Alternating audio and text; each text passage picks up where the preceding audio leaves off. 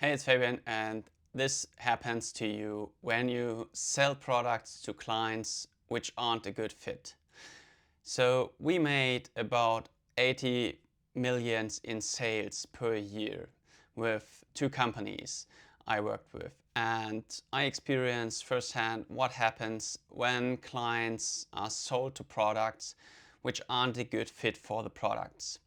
And I want to share the learnings that you don't have to go through this experience on your own. So it's really crucial that you qualify the prospects before you sell them. Even if they want to give you the money, you need to qualify them because you avoid a lot of pain and struggles within fulfillment. So I assume that you really have a great product, that you can deliver great results for your clients. This is the first thing that you really have to have in place. If you don't have a great product, improve it first, because then you avoid as well a lot of pain and a lot of struggles. I made a lot of another videos where I explained what I have done within our company to scale a team of small consultants. We had 5 consultants, and I scaled it from 300K per year to 4.5 million. This was only possible with making the product great. So this is the first thing that you have to have in place. But if you have this and you still don't qualify your prospects correctly, that you really know with who is this product and your service for, and who can you serve best with your product and service, you will experience a lot of pain. And this, I want to show you in detail what happens then. So I remember when my team or one consultant came to me and said, yeah, I have here a client, and he filled out this survey about the company and what they are doing and how much revenue are they doing with this company. And we were really high price with this product, what we provided. And he said, yeah, what should I do with this client? Because he has nothing, he has no assets, he has no reputation, he has no following, or he doesn't really know how to fulfill the service, and the product were really low price. And yeah, it was, they made a little bit of money, but actually it was really too less. So we ask ourselves, okay, how is he afford, or how can he afford our product? So, but he bought this and he's really sent the money over. So I went back to sales and asked them why they have sold this client to our product, even though we had all the information within our CRM system. So we used HubSpot, where I could see all the information which were gathered during the sales process.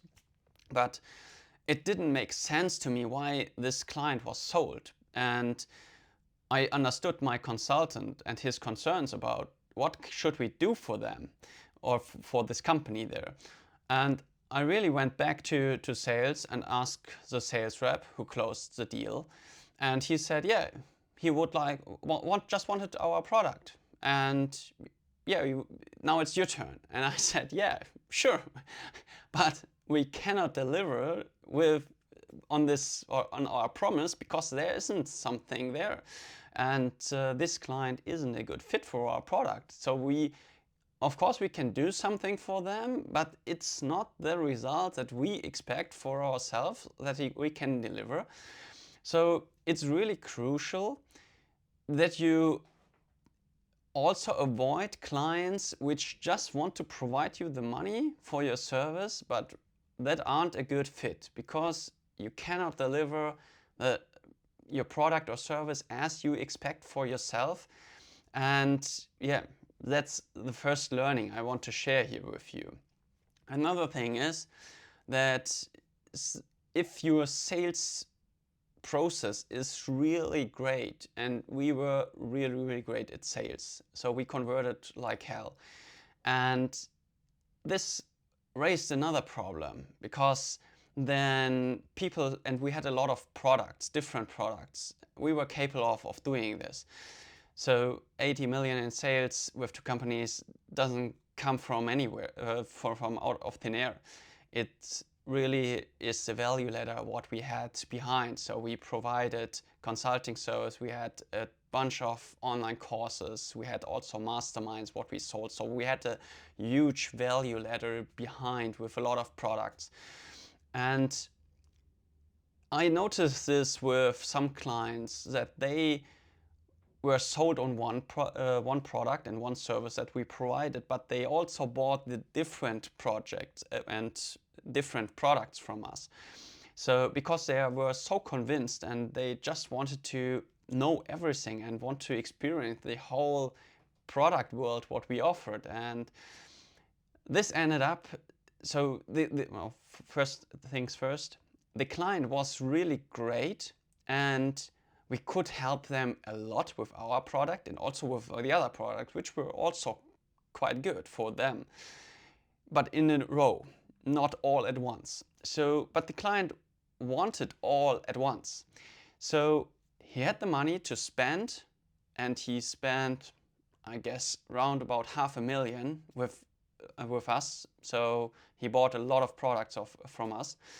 And in the end, it was really frustrating to see what happened, because he purchased everything, nearly everything, but he only could really pay for a certain amount of products that he bought. And yeah, we did payment plans with them, and yeah, also forward the payments to the next months and everything else to make it happen for them. But actually they were a very small team and couldn't do the work which was required to implement things within their company. And they struggled from time to time more and more to deliver their product to their clients. So in the end, it was really frustrating to see that they went bankrupt only because they wanted too much.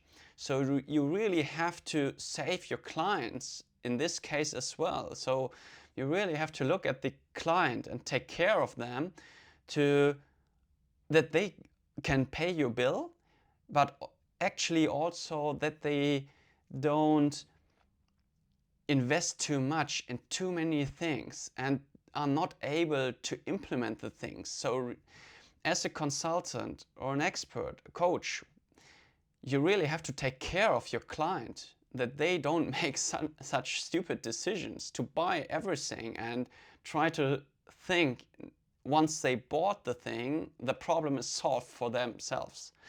So this is quite a trap that what I noticed also for myself. So when I buy a product, sometimes I think, oh, now my problem is solved, but I haven't implemented anything. So you really have to take care that they implement one thing after another, and that they don't buy everything, even though they can at this point where they are at the moment.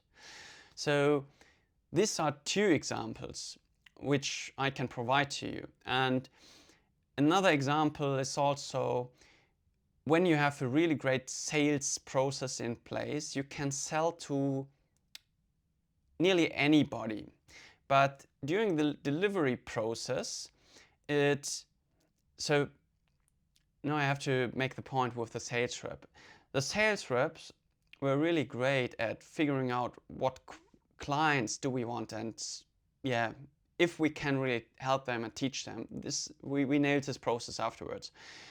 But still, their clients also behave different and don't show everything. It really depends on the character of the person or the prospect, if they really can or are able to be open within the sales call, because they know that it is a sales call. We experience this with a client who seemed to be a great fit, But afterwards, when we are transitioned to deliver, they had completely different expectations. And they didn't hold this in the first place within the sales process what their expectations were. But during the fulfillment process, it became really obvious, and you discover more and more things that they haven't provided in the sales call. I remember one case, a client said, yeah, this is what we want to achieve with your product and with your help, and can you do this with us? And we said yes. But in the end, once we started our consulting, we had a huge survey that they had to fill out where we asked very detailed questions which are different from the sales perspective. It went really, really deep on analyzing their business. And then we realized that this company worked with a television program and had bought for 5 million advertising on a schedule to really provide TV advertisement. And he expected that we can enhance the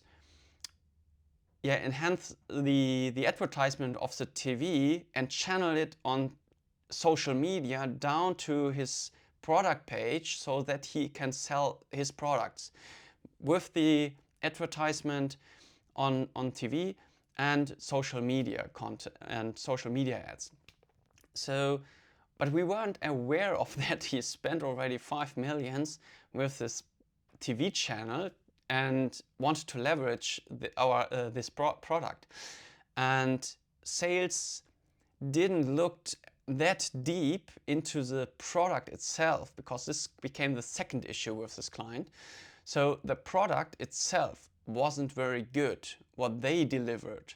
So you cannot expect that you can help a client and get a result if their product is also bad. So you really have to look at the product of your prospect and what they are selling. So if you really can help them, or if at least if it's B2B, doing business with business. And so we had two issues. They haven't said anything about the commercials that they run or wanted to run and have paid for, and the product wasn't good. So these two issues resulted that we are forced to a frame we didn't like this framing in front, because we wanted to avoid this. We want to have neutral condition and start from scratch to helping really to laying a great foundation for the client that they can build up over time a much better company and a much better product in the future. But the framing was so tight already before we started with our consulting. So this was a real issue here, that we cannot provide our full product actually, because we were forced to this initial conditions already. So these are all the things that I want to provide you here within this video, just to show you how important it is to really think on the delivery side when you are within the sales process. Think of your delivery, think of the product of your clients, of the future clients. Are they a really good fit, and are you able to help them? If not, don't take the sale. So you really save your time and all the trouble and expectation management thereafter. See you in the next video.